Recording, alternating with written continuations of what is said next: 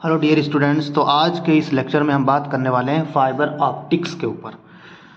तो fibre optics क्या होती है, ऑप्टिकल फाइबर्स क्या होते हैं और ऑप्टिकल फाइबर से रिलेटेड जो भी इम्पॉर्टेंट डेफिनेशंस हैं, एक्सेप्टेंस एंगल क्या होता है, न्यूमेरिकल अपर्चर क्या होता है, वेरियस टर्म्स जो भी होते हैं उन सबको हम आज डिस्कस करेंगे। इसी के साथ साथ ये जो फाइबर ऑप्टिक्स यानी कि जो ऑप्टिकल फाइबर है वो किस प्रिंसिपल पर, किस सिद्धांत पर काम करता है, उसके बारे में भी डिस्कशन किया जाएगा। तो सबसे पहले तो हम समझ लेते हैं कि जो फाइबर ऑप्टिक्स है ये क्या है।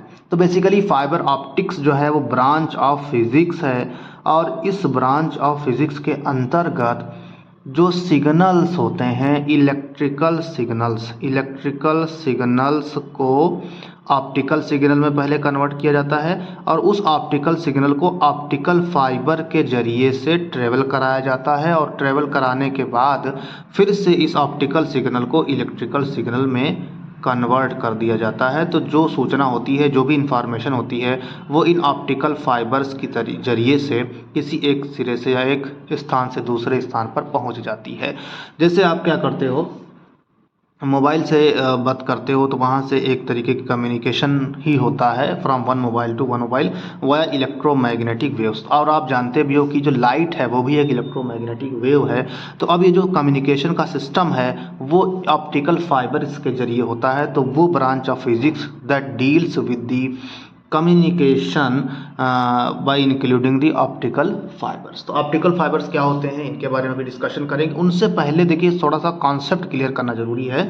और कॉन्सेप्चुअली में जैसे हम ऑप्टिक्स की यानी कि प्रकाश की बात करने जा रहे हैं तो प्रकाश को समझने से पहले प्रकाश के कुछ गुण होते हैं उनको समझना जरूरी है। जैसे कि आपने पढ़ा होगा कि रिफ्लेक्शन होता है। रिफ्लेक्शन बेसिकली क्या है, यानी कि परावर्तन क्या है। परावर्तन क्या होता है कि जैसे मान लो हमारे पास में एक सरफेस है जो कि फ्लैट सरफेस है और उस फ्लैट सरफेस के ऊपर अगर कोई भी प्रकाश की किरण यानी कि ऑप्टिकल रे इंसिडेंट हो तो वो उसी फ्लैट सरफेस से रिफ्लेक्ट हो जाती है यानी कि वापस चली जाती है और जिस एंगल पर ये आती है उसी एंगल से क्या होती है, वापस जाती है with respect to the normal. तो ये वाली घटना क्या कहलाती है, रिफ्लेक्शन कहलाती है। ये कब हो रहा है, जब हम एक ही मीडियम में बात कर रहे हैं यानी कि उसी मीडियम से इंसिडेंट कराए और उसी मीडियम से फिर वापस चले गए। अब एक और घटना होती है जिसको कहा जाता है रिफ्रैक्शन, यानी कि इसको कहते हैं हम अपवर्तन। क्या कहते हैं दोस्तों, अपवर्तन। अपवर्तन क्या होता है कि अगर हमारे पास में दो माध्यम है, जैसे मान लीजिए एक हमारे पास में मान लीजिए पानी भरा हुआ है इस तरीके से, तो अब अगर यहाँ से कोई लाइट डाली जाए ऊपर से तो और ये नॉर्मल हो तो अब क्या होता है कि ये जो लाइट इंसिडेंट हो रही है एट दिस एंगल वो अब इस माध्यम के अंदर प्रवेश कर जाती है, अंदर प्रवेश कर जाती है। और अंदर प्रवेश करने के साथ ही साथ इसका जो मार्ग होता है, जैसे पहले ऐसा मार्ग होना चाहिए जैसे कोई लाइट सीधी रेखा में चलती है, लेकिन इस माध्यम के कारण, इस वाटर के कारण जो मार्ग होता है वो विचलित हो जाती है अपने मार्ग से। जो किरण होती है वो थोड़ी देर के लिए विचलित होती है और फिर जब इससे बाहर निकलती है तो उसी रेखा में इस तरीके से निकल जाती है। तो ये जो विचलन आ रहा है बिकॉज ऑफ दिस मीडियम, इस विचलन को, इस डेविएशन को कहते हैं अपवर्तन। यानी कि जब कोई प्रकाश की किरण एक माध्यम से दूसरे माध्यम में जाती है जिनके रिफ्रैक्टिव इंडेक्स, अपवर्तनांक जो होने चाहिए अलग अलग होने चाहिए, तो उस प्रकाश के मार्ग में थोड़ा सा विचलन हो जाता है, इसको कहा जाता है अपवर्तन।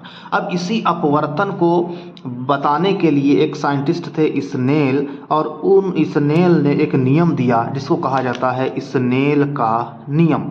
और इस नियम के अनुसार इन्होंने ये बताया कि अगर हमारे पास में दो मीडियम है, मान लीजिए कि इस तरीके से मीडियम है, एक ये N1 मीडियम है और एक ये N2 मीडियम है, और N1 मीडियम में अगर कोई N1 मीडियम से अगर कोई किरण जो होती है वो N2 मीडियम में प्रवेश करती है तो इन्होंने बताया कि जो N1 मीडियम है यानी कि फर्स्ट मीडियम ये हो गया, सेकंड मीडियम ये हो गया, तो इन्होंने बताया कि जो आपतन कोण है यानी कि जो इंसिडेंट एंगल है उसका साइन ऑफ आई जो होता है और जो रिफ्रैक्टेड रे है यानी कि जो अपवर्तित किरण है उसका साइन यानी कि साइन ऑफ आर, इन दोनों का जो रेशियो होता है वो दोनों माध्यमों के जो अपवर्तनांक होते हैं यानी कि जो रिफ्रैक्टिव इंडेक्स होते हैं उसके अनुपात के क्या होता है, बराबर होता है। या यूं कहें इसको कि मतलब जिस माध्यम में किरण आ रही है उस यानी कि इंसिडेंट एंगल के साइन का उसी मीडियम के रिफ्रैक्टिव इंडेक्स से साथ मल्टीप्लिकेशन, और जिस मीडियम में ये इंटर की है यानी कि जो रिफ्रैक्टिंग मीडियम है, जो दूसरा मीडियम है, उस मीडियम का रिफ्रैक्टिव इंडेक्स और उसमें जो कोण बन रहा है यानी कि साइन आर,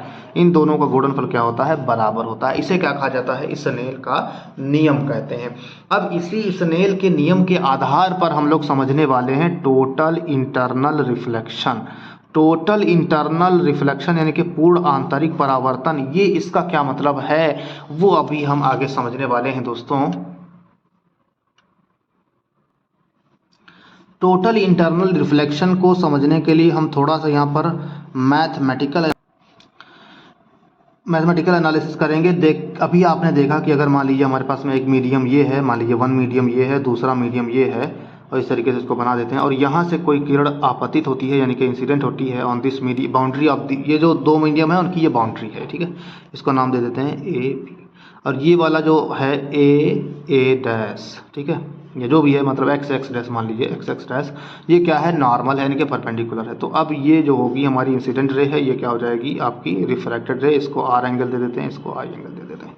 तो अभी आपने पढ़ा कि हम जानते हैं हमारे पास में जो भी मतलब क्या होता है बेसिकली साइन आई बटे साइन आर, हमने अभी पढ़ा साइन आई बटे साइन आर बराबर होता है, इसका मीडियम n2 है, इसका मीडियम n1 है, तो क्या हो जाता है n2 बटे n1 हो जाता है, ठीक है। अब ये जो n2 बटे n1 होगा ये एक फिक्स नंबर होगा, इसका कुछ भी मान हो सकता है, 2 3 4 5 6 समथिंग, यानी कि ये कांस्टेंट है। अब यहाँ से एक मैथमेटिकल एनालिसिस करने वाले हैं कि साइन आई जो होगा आपका ये बराबर हो जाएगा n2 बटे n1, और क्या हो जाएगा इसी के साथ साथ आपका ये हो जाएगा साइन आर। अब यहाँ से ये तो हो गया है कांस्टेंट, इसका मतलब ये हो गया कि जो साइन आई है वो प्रोपोर्शनल हो गया साइन आर के। इसका मतलब है अगर हम आई को बढ़ाते जाएंगे तो हमारा आर भी क्या होगा, बढ़ेगा, यानी कि जो अगर इंसिडेंट एंगल को हम बढ़ाते जाएंगे तो हमारा जो रिफ्रैक्टिंग एंगल है यानी कि आपतन कोण को बढ़ाने से हमारा अपवर्तन कोण भी बढ़ता जाता है, बढ़ता जाता है, बढ़ता जाता है। तो अब मान लीजिए हमारे पास में एक हमारा ये मीडियम है 2 और एक मीडियम है ये 2। अब ये जो दूसरा मीडियम है n2 है इसका रिफ्रैक्टिव इंडेक्स, और पहले वाले का कितना है n1 इंडेक्स है, और हम ये मान लेते हैं कि n2 का जो रिफ्रैक्टिव इंडेक्स है वो n1 से ज़्यादा है। अब देखो कोई भी मीडियम हो, कोई भी माध्यम हो, अगर उसका रिफ्रैक्टिव इंडेक्स जो है वो ज़्यादा है तो उसको कहा जाता है डेंसर मीडियम यानी कि सघन माध्यम, और अगर किसी भी माध्यम का रिफ्रैक्टिव इंडेक्स n1 जो है वो कम है as compare to this n2 तो उसको कहा जाता है रेयरर मीडियम कहते हैं। तो यहाँ पर हम n2 ज़्यादा ले रहे हैं तो इसका मतलब ये जो दूसरा वाला माध्यम है वो कैसा है, डेंसर मीडियम है, ये सघन है, और n1 जो है वो कैसा माध्यम है, विरल माध्यम है। इसके नामकरण है, मतलब इसको सघन कहा जाता है जिसका ज़्यादा हो अपवर्तनांक, और जिसका कम होता है उसको क्या कहते हैं, विरल माध्यम कहते हैं। तो मान लीजिए हमारे पास में कोई किरण जो होती है वो चलती है सघन माध्यम से विरल माध्यम की ओर। पहला केस ये ले रहे हैं हम लोग, ऐसे इसको बहुत सारे केसेस में पढ़ने वाले हैं। तो हमने बताया कि जब इंसिडेंट एंगल को बढ़ाते जाते हैं तो रिफ्रैक्टिंग एंगल क्या होता है, बढ़ता जाता है।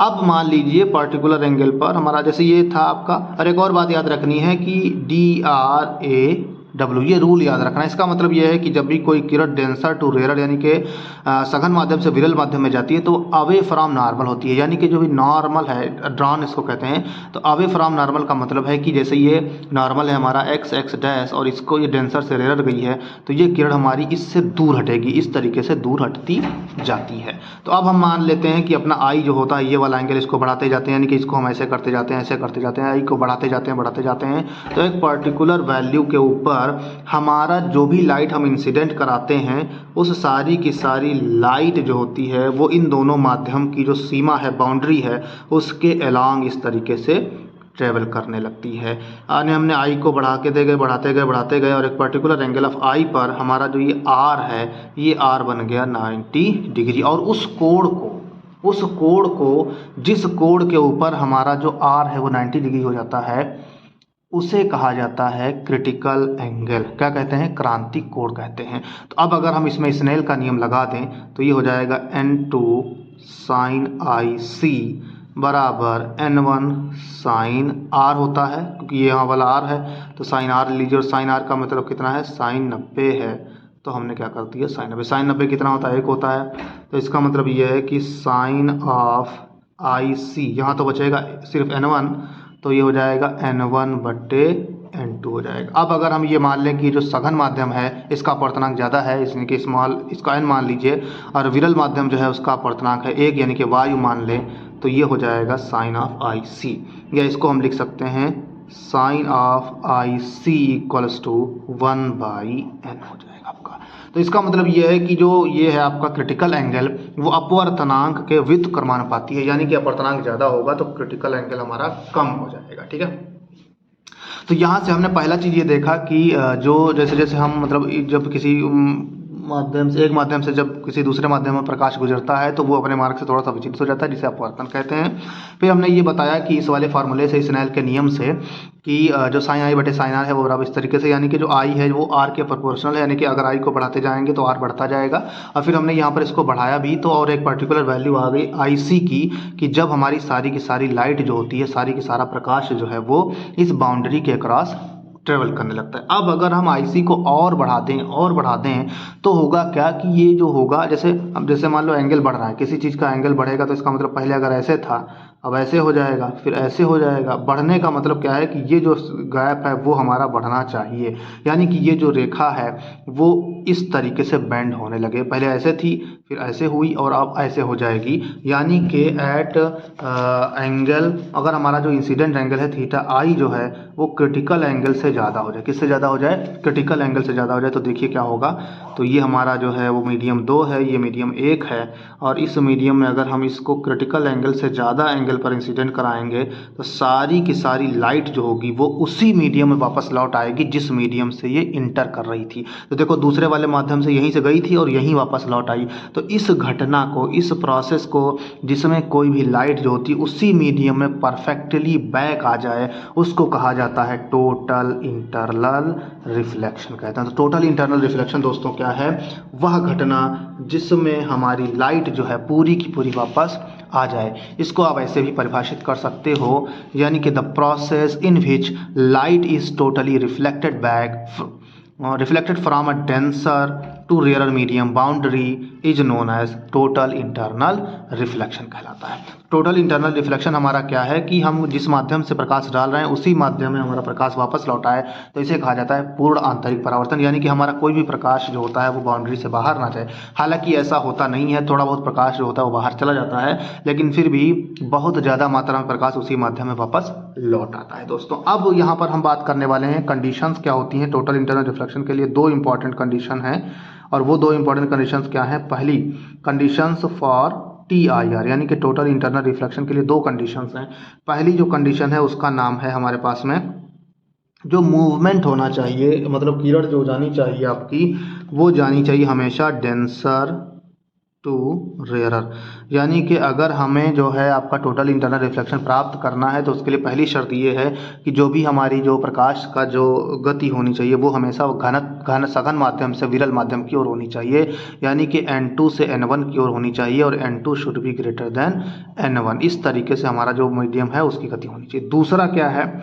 दूसरा जो इसकी कंडीशन है वो ये है कि मतलब इंसिडेंट होनी चाहिए लाइट, जो भी ये इंसिडेंट एंगल है, ये वाला इंसिडेंट एंगल जो होना चाहिए वो हमेशा उस बाउंड्री के लिए, उस डेंसर टू रेयरर बाउंड्री के लिए जो क्रिटिकल एंगल है उस क्रिटिकल एंगल के मान से क्या होना चाहिए? ज़्यादा होना चाहिए। और ये जो क्रिटिकल एंगल मान है वो डिपेंड करता है हमारा डेंसर मीडियम और रेयरर मीडियम के नेचर पर। जैसा डेंसर और रेयरर मीडियम होगा उसकी बाउंड्री के हिसाब से, क्योंकि अभी मैंने बताया था आपको कि जो साइन IC है वो बेसिकली क्या है? 1/n है, यानी कि अपवर्तनांक पर निर्भर कर रहा है। तो जैसा मीडियम होगा वैसा ही उसका अपवर्तनांक होगा। जल होगा, कांच होगा, वायु होगा, सोना होगा, हीरा, मतलब जो भी, मतलब हीरा होगा सॉरी, तो उस तरीके से आपका अपवर्तनांक बदलता जाएगा और उसी हिसाब से आपका थीटा जो होता है वो बदलता जाता है। तो जिस माध्यम, सबसे पहली शर्त क्या है कि हमारा जो भी है प्रकाश जो होना चाहिए वो सघन माध्यम से विरल माध्यम की ओर जाना चाहिए, यानी कि डेंसर टू रेयरर जाना चाहिए। और दूसरी कंडीशन ये है कि जिस एंगल पर वो इंसिडेंट हो सघन माध्यम से विरल माध्यम की बाउंड्री पर, वो वाला जो कोण होना चाहिए, वो जो एंगल होना चाहिए वो क्रिटिकल एंगल के मान से ज़्यादा होना चाहिए। यही दो इंपॉर्टेंट शर्तें हैं for the total internal reflection दोस्तों, ठीक है। तो आशा करता हूँ आपको ये total internal reflection and all those things समझ में आ गई होंगी, और अगर नहीं समझ में आता है तो आप हमारे कमेंट बॉक्स में कमेंट कर सकते हो। तो अब दोस्तों हमने पढ़ लिया टोटल इंटरनल रिफ्लेक्शन क्या होता है। अब हम बात करने वाले हैं, हमारा जो आज का टॉपिक है बेसिकली ऑप्टिकल फाइबर। तो ऑप्टिकल फाइबर क्या है? ऑप्टिकल फाइबर के बारे में हम बात करने वाले हैं दोस्तों, ऑप्टिकल फाइबर। तो ऑप्टिकल फाइबर क्या है, इसको मैं डिफाइन कर देता हूं आपके लिए। तो ऑप्टिकल फाइबर बेसिकली क्या होता है, इसकी डेफिनेशन पहले तो देख लीजिए। तो optical fibre is a cylindrical wave guide. Optical fibre क्या है? Is a cylindrical wave guide made of transparent dielectric glass और clear plastic which guides light waves along its length by total internal reflection। यानी कि हमारा जो optical fibre है वो किस प्रिंसिपल पर काम करता है, टोटल इंटरनल रिफ्लेक्शन पर काम करता है। इसीलिए मैंने आपको टोटल इंटरनल रिफ्लेक्शन पहले समझा दिया, ताकि अब अगर टोटल इंटरनल रिफ्लेक्शन की हम बात करें तो आप उससे अच्छी तरीके से भली भांति परिचित हो कि टोटल इंटरनल रिफ्लेक्शन क्या होता है, टोटल इंटरनल रिफ्लेक्शन के लिए शर्तें क्या होती हैं, एंड ऑल दोज थिंग्स। इसीलिए मैंने आपको ये पहले ही समझा दिया। तो यानी कि जो ऑप्टिकल फाइबर होता है वो क्या होता है, वो एक सिलेंड्रिकल यानी कि बेलनाकार वेव गाइड है। वेव गाइड का मतलब क्या है, आपके पास में जो भी वेव होगी उसके लिए ये गाइड का काम करेगा, यानी कि उस वेव को ये अपने में से एक रास्ता प्रोवाइड करेगा, एक मार्ग दिखाएगा और उसको गाइड करेगा ताकि वो अपने निर्गत जो उसका निश्चित स्थान है वहाँ तक पहुँच सके। अभी मैंने बताया था आपको ऑप्टिकल फाइबर क्या होती है। Optical fibre is a branch of physics जिसमें हम क्या करते हैं, इलेक्ट्रिकल सिग्नल को ऑप्टिकल सिग्नल में कन्वर्ट करते हैं। जब ऑप्टिकल सिग्नल में कन्वर्ट कर दिया तो इस ऑप्टिकल सिग्नल को ट्रेवल कराने के लिए भी हमें किसी वेव गाइड की ज़रूरत होगी, किसी एक ऐसे रास्ते की ज़रूरत होगी जिसके जरिए से हमारा जो ये ऑप्टिकल सिग्नल है वो ट्रेवल कर सके। तो इस ऑप्टिकल सिग्नल को ट्रेवल कराने के लिए ही बेसिकली हमको ऑप्टिकल फाइबर की ज़रूरत होती है, और इस ऑप्टिकल फाइबर से ही हमारा ऑप्टिकल सिग्नल ट्रेवल करता है from one end to another end. और ये जो इसका प्रिंसिपल है वो क्या है, टोटल इंटरनल रिफ्लेक्शन के माध्यम से हमारी जो भी लाइट होती है वो बहुत ही कम लॉस में वो अपने नियत स्थान पर पहुंच जाती है, और जैसे ही वहां पर आउटपुट में पहुंचती है इस आउटपुट को फिर से इलेक्ट्रिकल सिग्नल में कन्वर्ट कर लिया जाता है, और हमारा जो भी मतलब मैसेज होता है या कम्युनिकेशन होता है वो कंप्लीट हो जाता है। इसका आप स्ट्रक्चर अगर देखिए तो इस तरीके से देखिए, ये बेसिकली एक बेलनाकार एक तार होता है, और इस तार में जब लाइट इंसिडेंट करती है तो इस तरीके से इसको मतलब इंसिडेंट कराया जाता है, आपतित कराया जाता है कि वो उस तार के उस बेलन के अंदर यानी कि उस ऑप्टिकल फाइबर के अंदर टोटल इंटरनल रिफ्लेक्शन जो है एक्सपीरियंस करे, और उस टोटल इंटरनल रिफ्लेक्शन के जरिए से, और इसका कारण क्या है कि टोटल इंटरनल रिफ्लेक्शन में हमारा लॉस जो होता है ऑफ एनर्जी बहुत कम होता है। तो जो भी सिग्नल आपने दिया है वो बहुत ही कम लॉस में वो दूसरे सिरे पर पहुंच जाता है। और दूसरा इसका सबसे ज़्यादा इंपॉर्टेंट लाभ क्या है दोस्तों, आप जानते हो कि जो प्रकाश होता है वो कितनी स्पीड से चलता है, 3 × 10⁸ मीटर पर सेकेंड। यानी कि इस वेलोसिटी के साथ हम क्या कर सकते हैं, किसी भी सिग्नल को, किसी भी मैसेज को इस ऑप्टिकल फाइबर के जरिए से वहाँ पर एक स्थान से दूसरे स्थान पर पहुँचा सकते हैं। तो बहुत ही फास्ट ये एक्ट करता है, इसीलिए ये बहुत ही बेनिफिशियल है दोस्तों।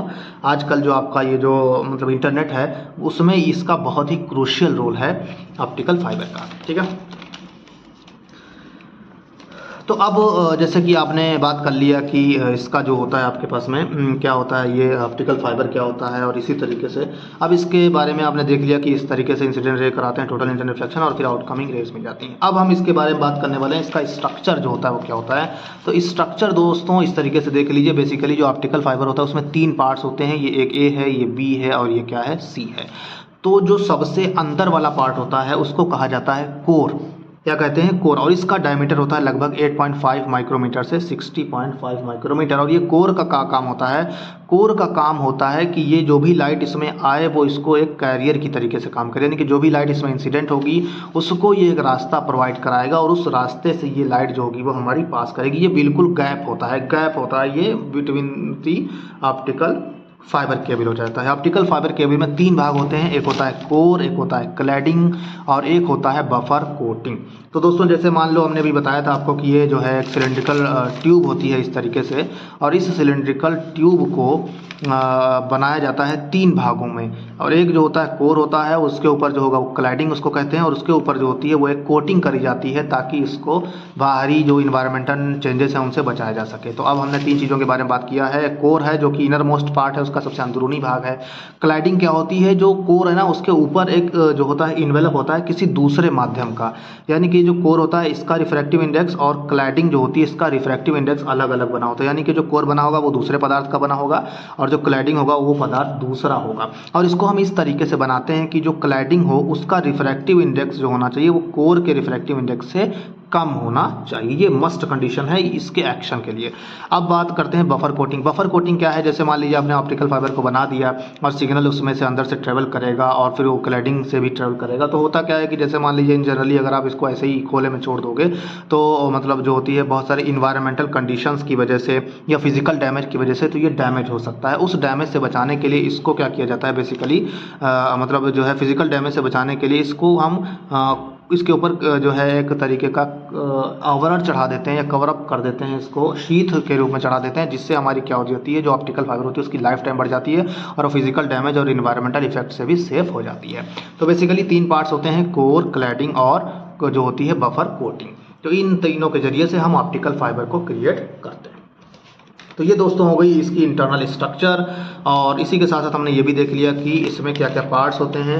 और अब हम बात करने वाले हैं इसका एक्शन क्या होता है, यानी कि जो हमारा ऑप्टिकल फाइबर है वो कैसे काम करता है। तो मैंने दोस्तों बता दिया था कि ऑप्टिकल फाइबर बेस्ड है on the total internal reflection. मैं आपको इसको डायग्राम से समझाता हूँ एक बार, तो देख लीजिए होता क्या है कि जैसे मान लीजिए हमारे पास में ऑप्टिकल फाइबर है, और उस ऑप्टिकल फाइबर में ये वाला जो पोर्शन है वो क्या है दोस्तों, ये वाला क्लैडिंग है आपका, और ये इसकी एक्सिस ऑफ सिलेंडर। हमने बताया था कि जो भी ऑप्टिकल फाइबर है वो एक सिलेंडर के रूप में है, तो मान लेते हैं सिलेंडर के रूप में है इस तरीके से। और ये जो है इंसिडेंट रे है हमारे पास में, इंसिडेंट रे। अब इस इंसिडेंट रे को इस तरीके से इस एंगल पर जो है वो एक इंसिडेंट कराया जाता है कि यहाँ से जब ये इंसिडेंट हो और ये इसके अंदर प्रवेश करे, यानी कि ये कोर है तो इस कोर में प्रवेश करे, और ये क्लैडिंग है तो ये जो कोर होगा इसका रिफ्रैक्टिव इंडेक्स N1 और जो होता है आपके क्लैडिंग उसके रिफ्रैक्टिव इंडेक्स से ज़्यादा होता है। तो पहले यहाँ से मतलब एयर, मान लीजिए इसको एयर से पहले अंदर गया, अब जब ये अंदर गया तो अब यहाँ पर ये कोर जो होता है वो जो होता है मीडियम 1 बन गया, और जो क्लैडिंग है वो क्या बन गई, मीडियम 2 बन गई। अब इसको कराया क्या जाता है, इस तरीके से हम इंसिडेंट कराते हैं बाहर से किसी रे को कि जब ये इसके अंदर प्रवेश करे तो अब इसका जो ये इंसिडेंट एंगल हो, ये थीटा फाई मान लीजिए इसको, तो ये जो फाई होना चाहिए कोर क्लैडिंग इंटरफेस पर। ये जो एंगल है फाई वो किस इंटरफेस है, कोर क्लैडिंग इंटरफेस पर। तो ये कोर क्लैडिंग इंटरफेस पर जो एंगल बनेगा फाई, वो हमेशा आपके critical angle of this core cladding interface से ज़्यादा होना चाहिए। अब जैसे ही ज़्यादा हो जाएगा तो जो भी लाइट आपने डाला है वो पूरी तरीके से इसमें टोटल इंटरनल रिफ्लेक्शन होगा इसका, और ये इसी तरीके से ट्रेवल करता रहेगा, और बाद में इसको बाहर हम क्या कर सकते हैं, अचीव कर सकते हैं। तो इसका जो मेन प्रिंसिपल है वो क्या है, यहाँ पर हम इस तरीके इसमें 2 ही चीज़ों का ध्यान देते हैं। पहले तो ये देखते हैं कि जो हमारी किरण आ रही है वो इस एंगल पर आए कि उसके करस्पॉन्डिंग जो ये वाला एंगल बने कोर क्लैडिंग इंटरफेस पर वो क्रिटिकल एंगल से ज़्यादा हो जाए, तभी हम क्या कर सकते हैं, अपना टोटल इंटरनल रिफ्लेक्शन यानी कि पूर्ण आंतरिक परावर्तन प्राप्त कर सकते हैं। अब ये जो है इस एंगल को कैसे हम मैनेज करेंगे, क्या कहेंगे इसको, इन सब चीज़ों के बारे में डिस्कस करेंगे अभी बाद में।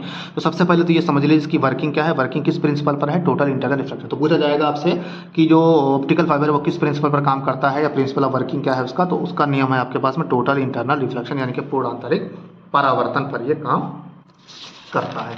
अब यहाँ पर कुछ जो है इम्पॉर्टेंट चीज़ें आपसे पूछी जाती हैं। सबसे ज़्यादा इम्पॉर्टेंट चीज़ जो है वो दोस्तों है एक्सेप्टेंस एंगल। तो एक्सेप्टेंस एंगल को तो मैं तो अभी आपको थोड़ा सा मैथमेटिकली पहले इसको समझाऊंगा, और उस मैथमेटिकली ट्रीटमेंट के बाद में फिर हम इसकी डेफिनेशन देंगे। तो अब यहाँ पर सबसे पहले तो आपको 2 इंटरफेस मिलेंगे। एक ये इंटरफेस है, ये आपकी इसको बोलते हैं हम लॉन्चिंग इंटरफेस। लॉन्चिंग का मतलब है यहाँ से हमारी लाइट इंटर कर रही है, और दूसरा इंटरफेस है ये कोर क्लैडिंग इंटरफेस। तो यहाँ पर 2 इंटरफेस हैं, तो 2 इंटरफेस हैं तो इसका मतलब 2 इंसिडेंट एंगल होंगे और 2 रिफ्रैक्टिंग एंगल होंगे, यानी कि 2 आपतन कोण होंगे और 2 परावर्तन कोण होंगे, और 2 तरीके से हम स्नेल का नियम इसमें लगाएंगे। तो सबसे पहले हम इस वाली इंटरफेस पर यानी कि लॉन्चिंग इंटरफेस पर अपना स्नेल का नियम लगाते जा रहे हैं। पहले हम मैथमेटिकल एनालिसिस करते हैं, फिर इसके रिजल्ट जो होंगे वो हम देखेंगे। तो अब देखिए मैंने क्या बताया था आपको, इसका रिफ्रैक्टिव इंडेक्स N0 मान लीजिए, कोर वाले का N1 मान लीजिए, और क्लैडिंग का जो रिफ्रैक्टिव इंडेक्स है वो N2 मान लीजिए। तो पहले लॉन्चिंग इंटरफेस पर देखिए, तो साइन आई बटे साइन आर, ये वाला देखिए साइन आई और बटे साइन आर का मतलब ये जो रिफ्रैक्टिंग एंगल है इस फेस के लिए देख रहे हैं हम लोग, ठीक है। तो साइन आई बटे साइन आर क्या हो जाएगा, N1 बटे N0, ठीक है, N1 बटे N0 हो जाएगा। अब हम क्या करने वाले हैं इसमें देखिए, थोड़ा सा हम जान रहे हैं यहाँ से कि अगर हम, अभी मैंने बताया भी था आपको कि जो साइन आई है वो क्या हो गया, N1 बटे N0 और साइन ऑफ आर हो गया। अब ये जो वैल्यू हो गई ये तो हो गई फिक्स, ठीक है ना। इसका मतलब ये हो गया कि अगर हम कोण आई को बदलेंगे तो कोण आर हमारा बढ़ता जाएगा बढ़ता जाएगा बढ़ता जाएगा। बढ़ने का मतलब क्या है दोस्तों, बढ़ने का मतलब ये है कि ये वाला जो एंगल है वो इससे दूर हटने लगेगा, मतलब it will move like this. और जब ये हटने लगेगा तो इसके कारण से हमारा जो ये टोटल इंटरनल रिफ्लेक्शन के लिए एंगल चाहिए हमको वो भी प्रभावित होने लगेगा। तो किस तरीके से प्रभावित होगा ये देखिए आप। तो अब क्या होगा, आई चेंज करेंगे तो R will change, and as a result of which phi जो होगा यानी कि जो कोर क्लैडिंग इंटरफेस पर ये जो आपतित कोण है, किरण है, ये भी बदल जाएगा। तो अब सबसे पहले हम लोग क्या करने वाले, इस वाले त्रिभुज में देखेंगे, त्रिभुज ए बी डी। होगा क्या दोस्तों, देखो ये 90 अंश का कोण है, ये 90 हो गया, ये फाई हो गया, ये क्या हो गया आर। तो और हम जानते हैं त्रिभुज के 3 कोणों का योग कितना होता है 180 डिग्री, यानी कि जो कोण आर है, कोण फाई है, कोण 90 बराबर 180, यानी कि कोण आर बराबर 90 माइनस आई सी हो जाएगा। अब यहाँ पर हमने दोस्तों किया क्या है कि एक मतलब कॉन्सेप्ट यहाँ पर बताया गया कि ये जो एंगल होगा वो इतना एंगल होना चाहिए मैक्सिमम, कि इस मैक्सिमम एंगल के लिए हमारा जो ये फाई हो वो फाई सी के बराबर हो जाए।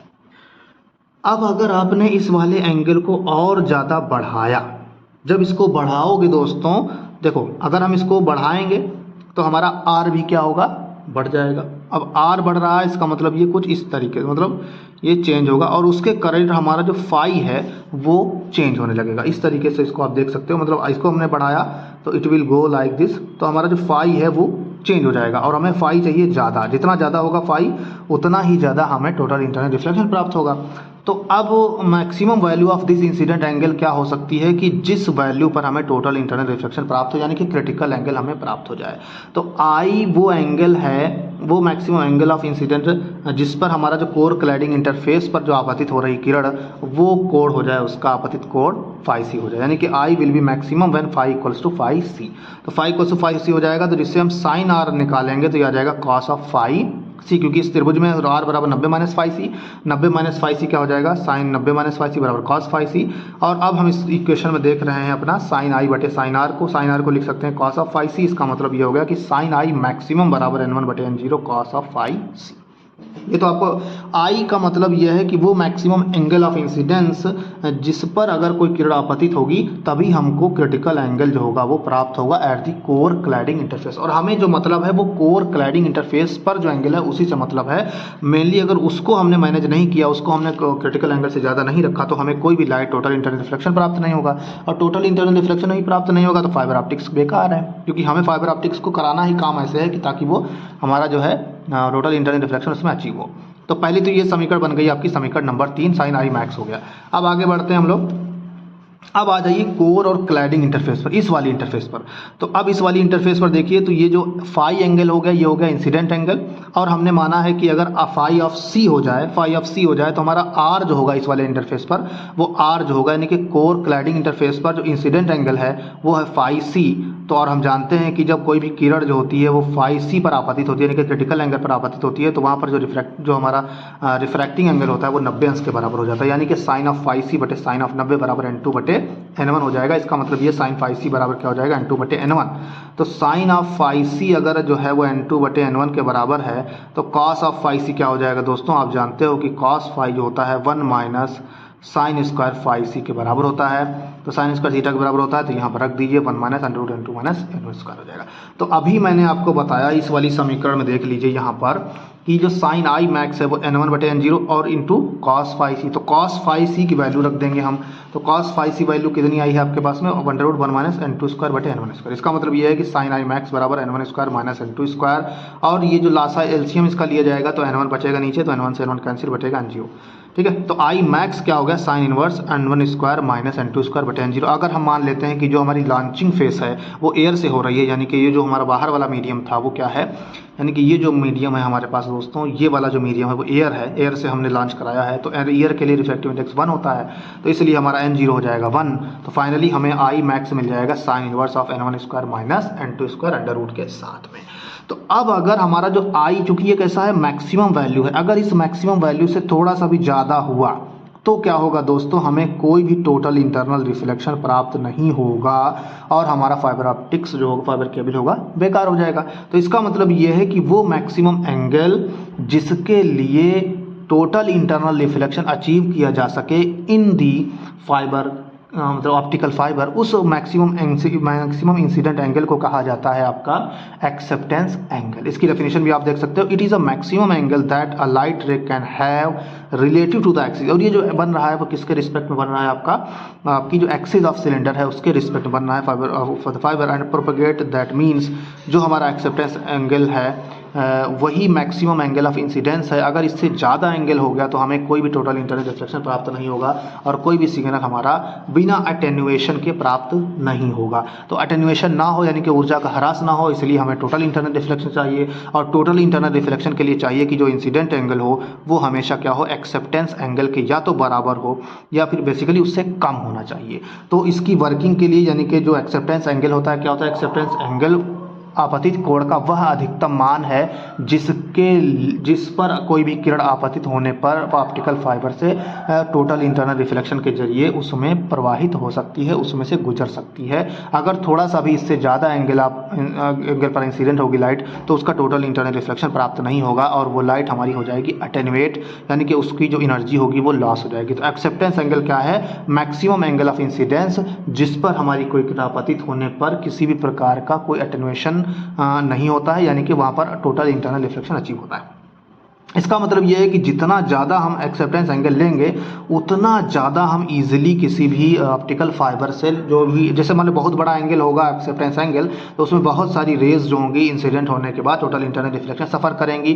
टोटल इंटरनल रिफ्लेक्शन सफ़र करेंगी तो सीधी सी बात है कि वो हमारी बिना अटेन्यूएशन के, बिना ऊर्जा ह्रास के उस ऑप्टिकल फाइबर से गुजर सकती हैं। तो ये है acceptance angle. Acceptance angle basically क्या है दोस्तों, इसको फिर से एक बार समझ लीजिए कि वह अधिकतम इंसिडेंट आपतित कोण, वह अधिकतम आपतित कोण जिस पर कोई किरण आपतित होने पर बिना अटेन्यूएशन के किसी भी ऑप्टिकल फाइबर में टोटल इंटरनल रिफ्लेक्शन के जरिए से प्रवाहित होती है, संचरित होती है, ट्रेवल करती है। तो maximum value of incident angle below to which an incident ray travels without an attenuation by the total internal reflection within the optical fibre.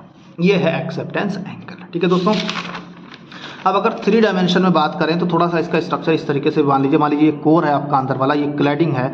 तो इस कोर और क्लैडिंग के जो ये कोर है इससे अगर हम थीटा ए ऊपर और थीटा ए नीचे मतलब इस तरीके से एक कोण बना लें तो ये कोण जो होगा इसका टोटल एंगल कितना हो जाएगा, 2 थीटा है। तो अगर 3 डायमेंशन में हम बात करें तो 3 डायमेंशन में ये जो 2 थीटा एंगल का जो भी कोण होगा इसमें जितनी भी लाइट्स होंगी वो इंसिडेंट होंगी वो बेसिकली टोटल इंटरनल रिफ्लेक्शन सफ़र करेंगे, क्योंकि इसमें जितने भी एंगल आएंगे वो सब इससे कम ही होंगे, इससे ज़्यादा होंगे तो बाहर चला जाएगा। तो इस इतने एंगल का ये है, जैसे मान लो 100 रुपया है तो 100 रुपये से ज़्यादा होगा तो इससे बाहर चला जाएगा और 100 रुपये से कम है तो 100 रुपये में आएगा। तो ये जो है आपका टोटल इंटरनल रिफ्लेक्शन में ही आएगा। टोटल इंटरनल रिफ्लेक्शन में जो भी किरण इंसिडेंट करेगी वो हमारी टोटल इंटरनल रिफ्लेक्शन अब एक्सपीरियंस करने के बाद हमारी बिना अटेन्यूएशन के हमें दूसरे सिरे पर प्राप्त हो जाएगी। तो इस कोण को कहा जाता है आपका एक्सेप्टेंस कोण, क्योंकि इसका जो एंगल है वो एक्सेप्टेंस एंगल पर बेस पर बनाया गया है। तो एक्सेप्टेंस एंगल क्या है, वो एंगल जिस पर अगर कोई किरण आपतित होती है तो वो बिना अटेन्यूएशन के टोटल इंटरनल रिफ्लेक्शन के जरिए हमारी एक जो है ऑप्टिकल फाइबर से ट्रेवल करती है। अब इसी से रिलेटेड एक और इंपॉर्टेंट चीज़ है numerical aperture. Numerical aperture basically कुछ नहीं है, न्यूमेरिकल अपर्चर जो होता है वो एक्सेप्टेंस एंगल की साइन के बराबर होता है। यानी कि जो आपका जो है एक्सेप्टेंस कोण है उस एक्सेप्टेंस कोण की जो ज्या होती है, जो साइन होता है उस कोण का, उसको ही न्यूमेरिकल अपर्चर कहा जाता है। तो numerical aperture is sine theta basically, और साइन थीटा ए अभी आपने निकाला sine inverse n1 minus n2 square, तो इसका मतलब ये साइन साइन कट जाएगा तो न्यूमेरिकल अपर्चर हो जाएगा n1 square minus n2 square. तो न्यूमेरिकल अपर्चर जितना ज़्यादा होगा उतना ज़्यादा उसका एक्सेप्टेंस एंगल होगा और उतना ही ज़्यादा संख्या में लाइट हम उसमें से ट्रेवल करा सकते हैं। तो दोस्तों मेन जो है प्रोसीजर वो आपको देखना है कि एक्सेप्टेंस एंगल क्या होता है। तो एक्सेप्टेंस एंगल वो मैक्सिमम एंगल ऑफ इंसिडेंस है जिस पर कोई लाइट इंसिडेंट हो तो वो टोटल इंटरनल रिफ्लेक्शन सफ़र करेगी, टोटल एक्सपीरियंस करेगी, और अगर इससे ज़्यादा एंगल पर कोई भी लाइट इंसिडेंट करेगी तो वो टोटल इंटरनल रिफ्लेक्शन एक्सपीरियंस नहीं करेगी। और इस जो एक्सेप्टेंस एंगल है उसका जो साइन होता है उसी को क्या कहते हैं, न्यूमेरिकल अपर्चर कहते हैं। तो ये था दोस्तों आज का ये फाइबर ऑप्टिक्स पर जो है इंपॉर्टेंट आपका लेक्चर। अगर इसमें कोई भी आपको डाउट हो, समस्या हो तो आप हमारे कमेंट बॉक्स में कमेंट कर सकते हैं। नहीं समझ में आया तो फिर भी समझा दूंगा। कोई भी क्वेश्चन हो, डाउट हो तो आप कमेंट बॉक्स में कमेंट करिए। साथ ही साथ अपने दोस्तों को और जो भी स्टूडेंट्स हैं उनको शेयर करिए। Thanks for watching.